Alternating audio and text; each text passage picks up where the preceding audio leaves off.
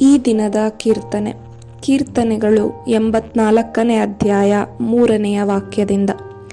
4ನೇ ವಾಕ್ಯ.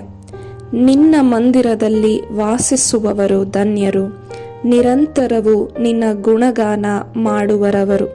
ಪ್ರಿಯರೇ, ನಿರಂತರವೂ ದೇವರಿಗೆ ಗುಣಗಾನ ಮಾಡಬೇಕಾದ್ರೆ ದೇವರ ಸಾನ್ನಿಧ್ಯದಿಂದ ಹರಿದು ಬರುವ ಆ ದೈವ ಶಕ್ತಿ ಪ್ರೀತಿಯನ್ನು ಅನುಭವಿಸುವಾಗ ಮಾತ್ರ ಸಾಧ್ಯವಾಗ್ತದೆ.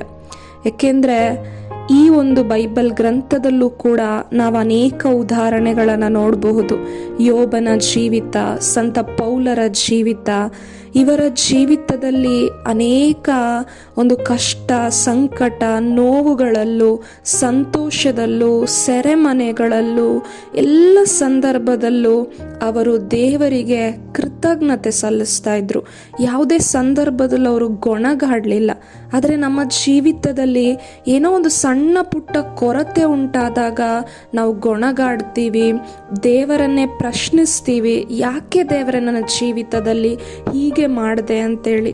ಆದರೆ ಇನ್ನು ಮೇಲೆ ನಾವು ಕೂಡ ನಿರಂತರವಾಗಿ ದೇವರಿಗೆ ಗುಣಗಾನ ಮಾಡಬೇಕಾದ್ರೆ, ಸ್ತುತಿ ಸ್ತೋತ್ರ ಸಲ್ಲಿಸಬೇಕಾದ್ರೆ ನಾವು ದೇವರ ಸಾನ್ನಿಧ್ಯವನ್ನು ಅನುಭವಿಸ್ಬೇಕು, ಇನ್ನೂ ಹೆಚ್ಚಾಗಿ ಅನುಭವಿಸ್ಬೇಕು.